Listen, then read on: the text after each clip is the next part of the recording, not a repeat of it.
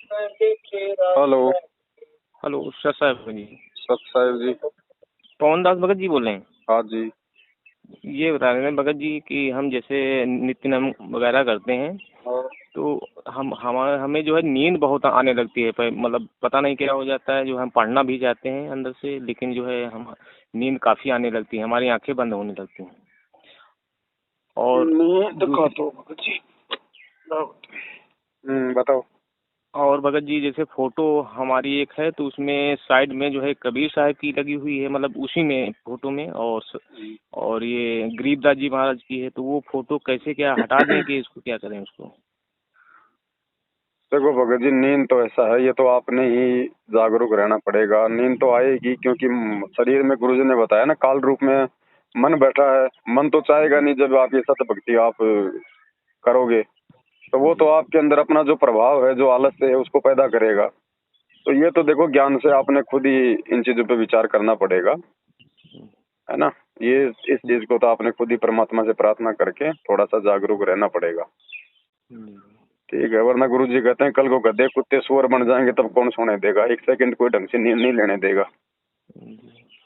ठीक है। दूसरा, जो फोटो है, तो जी फोटो भगत जी देखो, वैसे तो बहुत ज्यादा वीडियो भी हमने बना दिए हैं और सबको जी जी पता है, ज्यादातर भाई बहनों को केवल अपने गुरु जी का ही फोटो रखना है। जी यदि ऐसे कोई फोटो आपके घर में है जिसमें सभी की फोटो एक जगह शामिल है, तो या तो जी उनको बहते हुए पानी में जल प्रवाह कर दो या उनको घी लगा के सवा कर दो। केवल अपने गुरु जी का एक अकेला फोटो रखो। जी। बस यही समस्या थी कि हम पढ़ना चाहते थे, बुक काफ़ी रखी हुई हैं, ये भक्ति बोध बुक और पढ़ने कबीर से, साहब। देखो भगत जी ऐसा है, बुक हमने ज्यादा नहीं पढ़नी है। जी बुक में वही ज्ञान है जो गुरु जी ने अपने सत्संगों में दे दिया है। बुक तो परमात्मा ने जी कहा कि ठीक है, जैसे तुम्हारी कभी कभार इच्छा हो गई पढ़ने की तो अपना पढ़ लो। जी बाकी ये बुक वगैरह पढ़ने से ज्यादा अच्छा है हम लोग जो मंत्र दिए हैं परमात्मा ने, वो हम ज्यादा से ज्यादा करें। भक्ति करने से भला होगा, ये पुस्तक पढ़ने से भला नहीं होगा भगत जी। जी पुस्तक से बढ़िया तो आप गुरु जी का सत्संग सुनो, जिसमें आपको गुरु जी के दर्शन भी होंगे, गुरु जी की आवाज भी आपके कानों में जाएगी, तो आपको ज्यादा लाभ मिल रहा है। जी। बाकी और यही कभी कभार समस्या हो पढ़ लो। जाती है जैसे सत्संग भी सुनना है फिर भी उसमें जो है बहुत नींद, मतलब बैठे बैठे, और जैसे पहले थे कि रात रात हम वीडियो देखा करते थे या वीसीआर वगैरह देखते थे या नाच प्रोग्राम देखते थे, तो काफ़ी जो है हमको नींद नहीं पूरी रात आती थी। वो तो और मन की ये खुराक भक्ति थी ना। मार्ग। वो तो मन की बकवास थी। मन तो चाहेगा जीवात्मा को ज्यादा से ज्यादा विकारों में धसाना, उसका समय बर्बाद करना। तो वो तो मन की खुराक है भगत जी। अभी आत्मा की खुराक है सत्संग, तो मन को अच्छी थोड़ी लगेंगी ये, तो वो तो रोकने का प्रयास करेगा ना। अब आपके घर में कोई दारू पी के आपका रिश्तेदार आ जाए तो आपका मन लगेगा उसके साथ बात करने को। आप ये सोचो कि भगवान ये निकल जाए यहाँ से, तो वो स्थिति उस मन की है। अब मन का घर है गंदा, और कोई अच्छी चीज उसमें प्रवेश करेगी तो वो नहीं चाहेगा कि अच्छी चीज यहाँ रहे, तो वो तो कोशिश करेगा। आलस से है और नींद है, वो तो यही करेगा फिर। तो वो तो हमने ज्ञान से समझनी है ये बातें।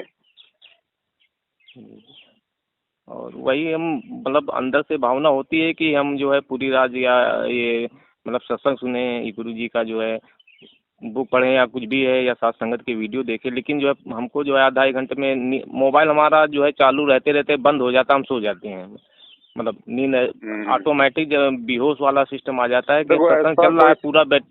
ऐसा मत किया करो मन में कि भाई आज पूरी रात गुरु जी के सत्संग सुनूंगा। नहीं, परमात्मा ने कह रखा है प्रतिदिन 1 घंटा बहुत है। 1 घंटा सुन लोगे बहुत है सत्संग, बस। आप एक दिन तो सुन लोगे, फिर दूसरे दिन क्या करोगे? पूरी रात सुन के फिर काम पे जाओगे, फिर वहां पे नींद के लटके लोगे। जी रोज थोड़ी सुन पाओगे पूरी पूरी रात सत्संग। और पूरी जी पूरी रात सत्संग सुन लेंगे तो फिर कौन सा हम जो है वो ज्ञानी बन जाएंगे? गुरु जी कहते हैं चाहे थोड़ा सुन लो लेकिन उसके ऊपर अमल करना सीखो कि गुरु जी क्या कह रहे हैं।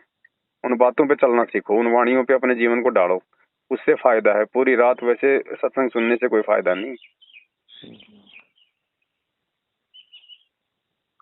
भगत जी थोड़ा प्रॉब्लम थी कि हम ये नित्य नियम जैसे करते हैं सुबह का, तो हम्म। नित्य नियम जैसे करते हैं, संध्या आरती करते हैं, तो वो बीच में ही पता नहीं क्या हमको नींद आने लगती है। फिर हमने चश्मा भी बनवाया था, तो हम्म। चश्मे से भी कुछ नहीं हमको प्रॉब्लम हो रही है, चश्मे में भी वही स्थिति हो रही है। तो नींद कोई चश्मे से थोड़ी रुकती है भगत जी। तो ये समस्या थी कि हमने कहा भगत जी देखो ऐसा है इसमें ना, देखो भगत जी, दो चीजें हैं। एक तो थोड़ी सी हमारी मतलब की हैबिट नहीं है जल्दी उठने की या आरतियां करने की, इस प्रकार से। तो थोड़ा शुरू शुरू में थोड़ा जोर आएगा भगत जी, लेकिन जब हैबिट हो जाएगी ना तब कोई दिक्कत नहीं होगी। और फिर दूसरा, ज्ञान से जब हमें थोड़ा सा विचार करेंगे ना, और जब इन चीजों को हम अपने जीवन की प्रथम जरूरत समझेंगे कि भैया काम धाम से पहले परमात्मा की भक्ति आरती सुमरण है, तब इन चीजों में हमारी आस्था बनेगी, हमारी लगन बनेगी भगत जी। नहीं तो नहीं बनेगी। अब जैसे हमें सुबह कहीं पे 4 बजे ट्रेन पकड़नी है और फाइनल है कि हमारे को जाना है तो जाना है, वो काम अर्जेंट है, तो भगत जी रात को बिना अलार्म के गुरु जी कहते हैं 3 बार तुम्हारी आंखें खुल जाएंगी उस टेंशन में। तो ऐसे ही हमने भगत जी भक्ति को यदि हम जब सर्वप्रथम मान लेंगे ना, तब हमारी आस्था भगत जी बनेगी, तब ऑटोमेटिक सारे काम होंगे, हमारी हमारी लगन भी होगी, हम समय पे आरती मंत्र भी हम करेंगे। वैसे नहीं होती जब तक मन में कोई टारगेट नहीं बनाएंगे, या मन में जब तक कोई वो कसक नहीं बनेगी ना, तब तक भगत जी हम इस चीज को सीरियस नहीं ले सकते। और जब तक सीरियस नहीं लेंगे तब तक भक्ति तो कर रहे हैं, लेकिन गुरु जी कहते हो मोक्ष में काउंट नहीं होगी तुम्हारी वो भक्ति, मतलब वो बेमन से की गई। मोक्ष में वही काउंट होगी जब तुम्हारी खुद की इच्छा से तुम भक्ति करोगे। एक गुरु जी का एक आदेश समझ के जबरदस्ती अगर हम वो कर रहे हैं ना कि भाई गुरु जी का आदेश है, वो नहीं, अपने आत्म कल्याण के लिए जब तक नहीं करेंगे ना, तब तक इस भक्ति का वो फायदा नहीं मिलेगा। भगत जी जैसे हम काम पे जाते हैं तो जैसे आंसू निकंदन रेमेडी है तो वो दोपहर को नहीं हो पाती है, तो हम शाम को कर लेते हैं, तो इसमें कोई वो गुरुजी ने रात के 12 बजे तक का समय दिया हुआ भगत जी। हम वो साथ में संध्या आरती के समय ही जो उसके पहले कर लेते हैं उसको। हाँ, उसमें कोई दिक्कत नहीं, वो अपने समय के ऊपर है, समय है तो टाइम पे करो, नहीं तो रात के 12 बजे तक का समय दे रखा है परमात्मा ने। हाँ। तो भगत जी ये फोटो फिर इसको जल प्रवाह कर दे, इसमें जो है जो 2 फोटो जल प्रवाह कर दो। अगर आपके पास कोई बहता हुआ पानी है, कोई नहर है, कोई नदी है जी, तो उसमें उसको जल प्रवाह कर दो। अगर नहीं है तो घी लगा के सवा कर दो जी। बस यही तरीका है। ठीक है। सत सारे।